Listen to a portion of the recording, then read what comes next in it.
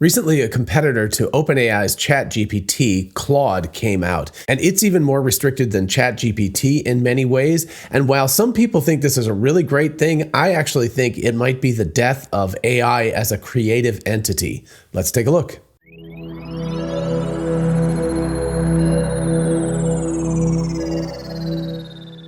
Hey y'all, it's Dr. Know-It-All. I came across Claude and the work that's being done on it from Anastasia in Tech. She's an amazing person and I love watching her channel, and she's actually grown a lot faster than my channel has. I actually had her on way back when she was a little baby channel. But anyway, she is very enthusiastic about Claude and all of the restrictions that are placed on it so that it won't do things. There are requests that are made to Claude that it won't do that you can make OpenAI's ChatGPT do. And that made her very excited and happy to see that it was very restrictive. But I actually have a different take on this, and so I want to explore that other end of things. Now, of course, this episode is very speculative and is nothing against Anastasia. I mean, obviously, I think she's amazing and she has a lot more knowledge about the way that computers and especially hardware work than I do. But what I want to talk about is a little bit more of a speculative angle on this whole thing. And that is that I'm very firmly, I teach design, I teach writing, I teach 3D animation, I teach a lot of activities in which human beings have to be creative with technical tools.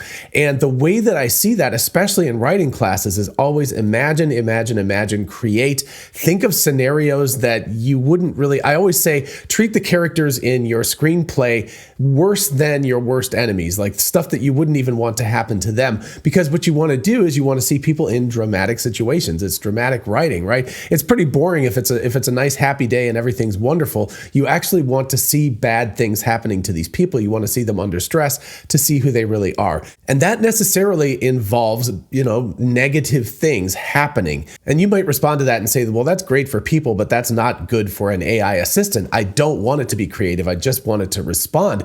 But that's really not what we're going for. You can see a lot of people already attempting to push the boundaries of creativity on not only these large language models, but also on things like dall-e 2 and Imagine and Stable Diffusion and on and on and on. All of these image creation things, those are creative acts on their own right. They have to be done creatively. And of course, if you've used the image generators as well as the large language models, you can see that there are a lot of restrictions put in place that keep these things from creating any type of image that you want or any type of linguistic response that you want. And while there's a good argument, and one that I can actually get behind, about reducing the amount of stuff that these language models and these image generators can produce in order to keep things, kind of reasonable. You don't want pornography being generated by these image generators. You don't want, recipes for how to make thermonuclear weapons and things like that generated by these language models.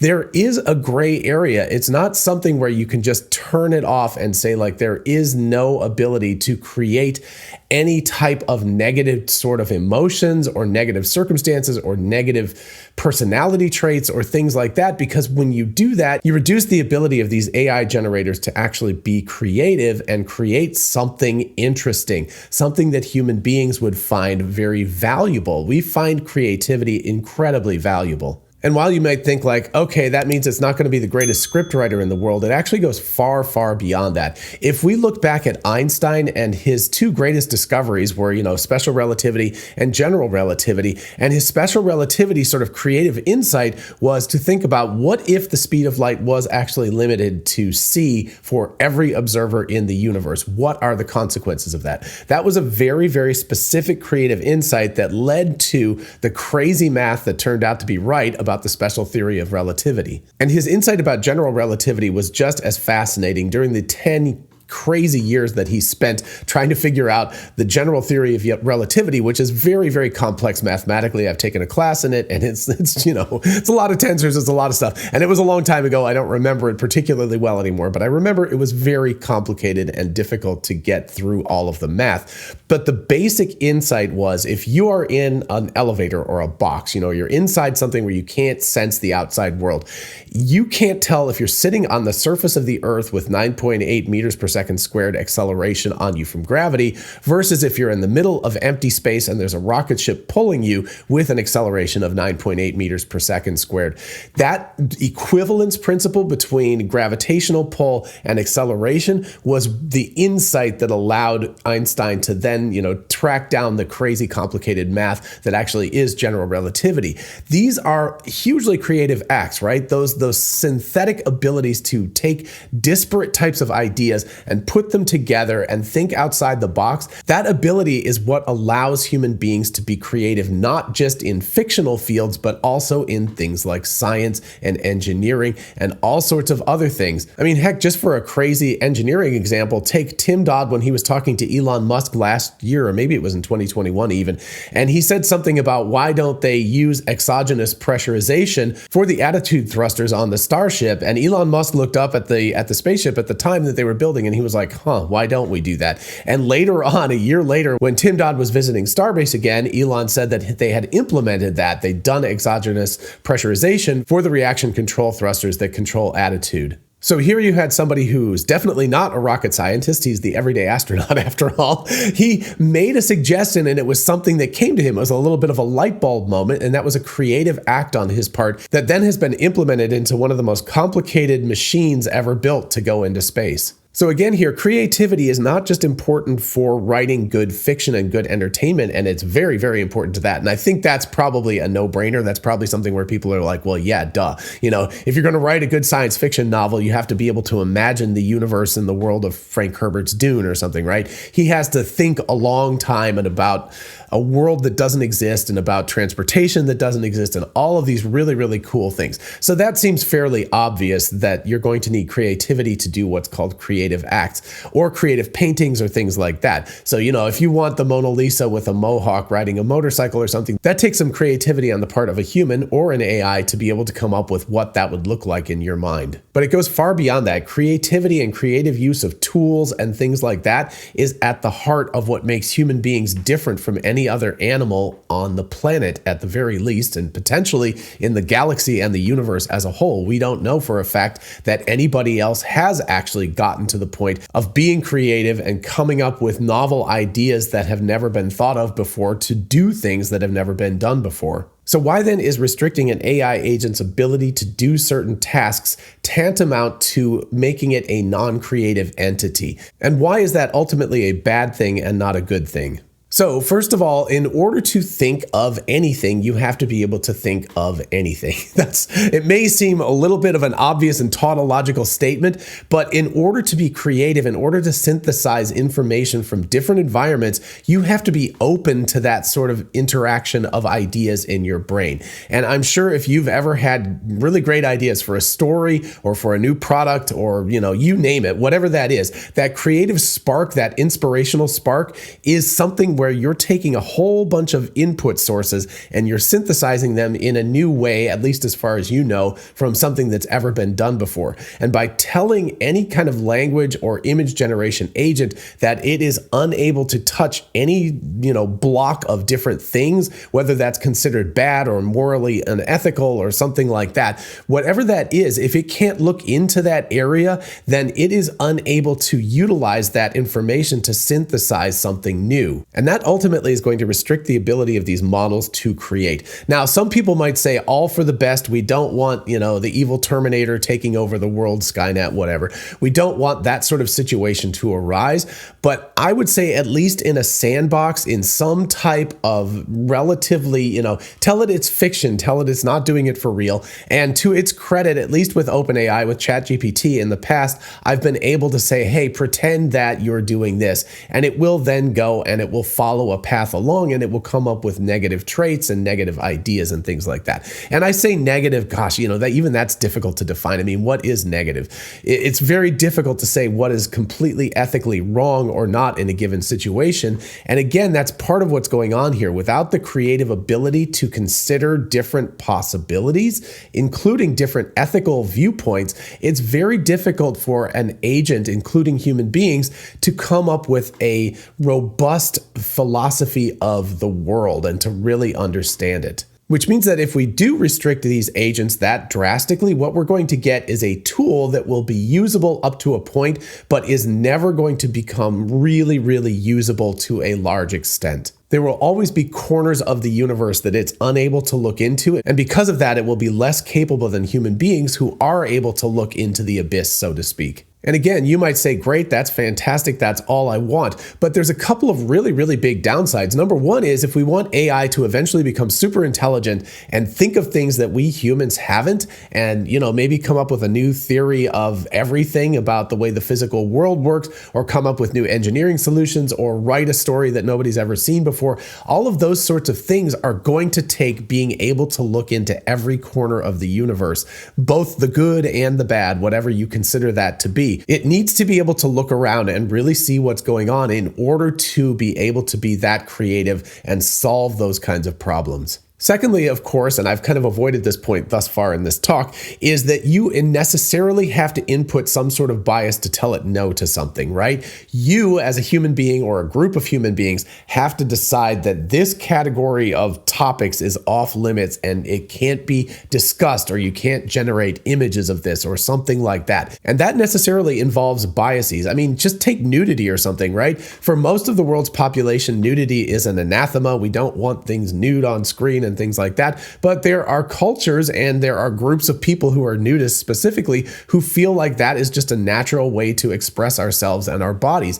And so, again, even if you take something that 99% of the population of the world probably agrees with, you're still making a decision. You're biasing the data and you're biasing the way that this thing interacts with the data in a pretty severe sense. And that might get what most of society feels is correct, but it doesn't provide 100% coverage for all of society. So any type of decision, even something that seems really, really obvious to most people, is necessarily biased in some way. And that means that you are telling the machine what it can and cannot think. And that reduces the efficacy of the machine as a true agent. The second piece of the puzzle that I think is a big downside is that I don't think we'll ever achieve true artificial general intelligence without this AI being able to see and understand and think about everything.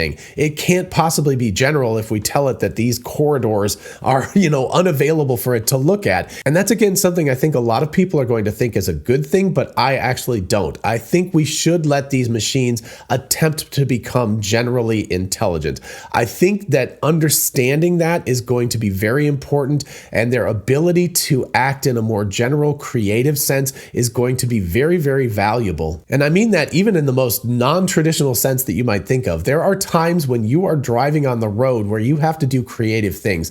I remember an example. It was last fall. I think we were driving down to Florida, and a tree had fallen across a 2-lane road and completely covered up the road, but there was a little patch of grass out to the side, and it was enough for like one car each direction to go around. And people creatively figured out how to drive off the road and around without hitting the car on the other side, even though you couldn't see them because the tree was in the way.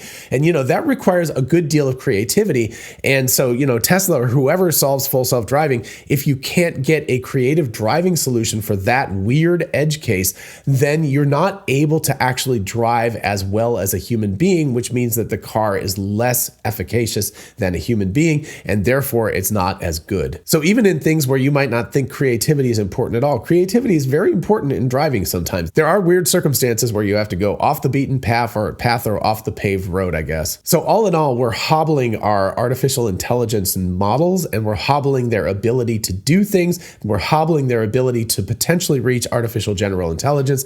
We're hobbling their creativity, which means they won't be as good at tools. And then finally, we're actually reducing some of our ability to understand ourselves. And what I mean by that is that the more complex and the more generalized we make, especially the language models, these things seem to provide the best insight for us human beings in the way we think. But the more complex and the more data we can train these models on, the more I predict that we will be able to understand ourselves and our own consciousness. And that is a huge thing. We've always only had one real data point about consciousness and understanding and language. Yeah, I know there are birds and things like that can talk to us a little bit, and clearly apes can sign to us, all of that kind of stuff. But in terms of something that thinks approximately on the level of humans, we've only ever had human beings. And so this is potentially potentially, already it's starting to, but I think potentially over the next few years, this may provide an incredible amount of insight into how human beings think,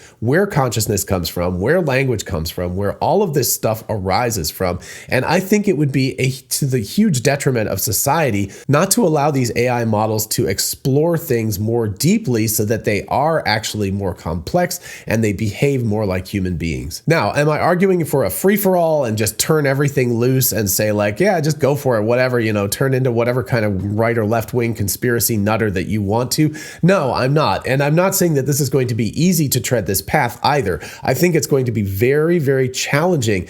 If you think about it, the way that we train our children, of course, is our kids are born and they just do whatever they do. And as they grow up over the course of 16 or 18 years, we talk to them. We say, this is right, this is wrong. Of course, we are inputting our biases, but overall, collectively as humanity, hopefully we're balancing those biases out because some people get one and some people get another. So one option might be just this sort of training, but from a large number of people so that you don't just get one group's attitude and biases, you get a bunch of them. And so hopefully that will start to even things out. Another thing to do is to have a large number of these large language models, which is sort of happening. I was really excited to see the advent of Open Assistant in the last couple of days. And that's an open source version of ChatGPT, which I think is going to be a wonderful counteraction to what ChatGPT is doing. And again, they have a lot of restrictions, but it tends to be more community based. So what they're doing is people are up or down voting the way that a prompt is written, the way that an answer is written, whether it's high quality, whether it has societal value, things like that. So again, we have a lot of biases going into this. And one thing we have to realize is we can't help our biases, right? All of us have biases. We grew up with that stuff. We grew up with our community, that sort of thing, and whatever we thought about, those are all informing the way that we behave. But hopefully what you do is if you look at a broad enough group of people,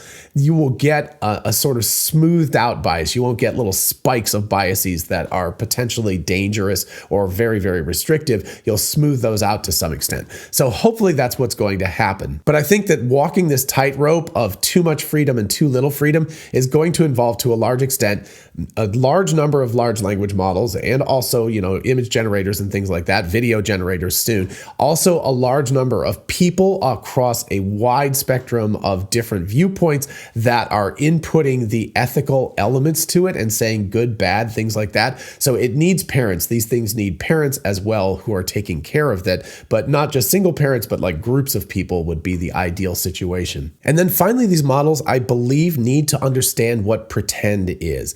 We humans have an understanding of this is pretend. This is something, you can imagine things like, you can imagine hurting your boss or something if you don't like them or whatever. And you're not going to do that, but you can go through, it can actually be a therapeutic and beneficial thing to think about yelling at your boss and all of this stuff and telling them what a jerk they are, right? All that kind of stuff. So that can be very, very therapeutic. And of course you can write fictional stories about that or movies or things that can also be an outlet as well. But if we can teach these models that they're pretending at some points and allow them to explore areas that they wouldn't find ethically benign under most circumstances, through the idea of play and pretend, that is going to be the last big step in my mind. I think the idea of play and pretend and understanding what that is, if a language model can really understand that, that actually will be a huge step forward. And like I said, I've asked ChatGPT things before and it said, I can't do that, I'm a language model. And I've said, pretend you are a writer writing a story about, and it will do that at that point. So it does seem to have some innate understanding. And I really hope that OpenAI and other companies don't take that ability away, because the ability to pretend and explore within a pretend environment is really, really crucial to human beings and the way that we are. So again, I think that overall, it's really to our benefit as humans to try to negotiate a path where we don't restrict these models so much that they are unable to do a lot of tasks. I think the necessity for AI to behave completely ethically on whoever's judgment of that, I don't know. But anyway, its restriction to that mode should be outmatched or outvalued or something by the necessity for it to be able to behave creatively and to play and to think about things. We are going to get a lot more benefit out of the AI if it's able to be creative than if it's restricted to some sort of very small box of ethics that everyone can agree on. All right, I hope you enjoyed this rather speculative episode. I know that I got in kind of deep thinking about all of this stuff. I would be very, very curious to know what you all think about this in the comments, even if you completely disagree with me and think that restricting these things is the best thing since sliced bread, because they will be very dangerous if they're not. Anyway, constructive arguments, it's a conversation, and I would love to hear about that. So anyway, definitely let me know in the comments. And of course, please like the video so other people can find it, because that's how YouTube's AI works. And also consider subscribing for more of this kind of content. We are really close to 50,000 subscribers, and I can't wait to actually reach that number and do something fun for you all. As always, a huge shout out to my patrons on Patreon. Thank you all so much for your support. I truly do appreciate it. Your wonderful support really does allow me to continue to make these videos, and I thank you. And if you're interested in a whole bunch of really cool merch, check out our merch store. Link is in the description. We have TeslaBot t-shirts, the Tesla meme t-shirt, success is a possible outcome, 4680 battery cells. All of that stuff is on t-shirts, mugs, tumblers, and on and on. So check it out. And finally, don't forget we are both Tesla and Amazon affiliates. If you look in the description, you can see how going shopping for a solar roof, a power wall, or anything on Amazon helps out the channel. In the meantime, I'll see you in the next one. Bye-bye.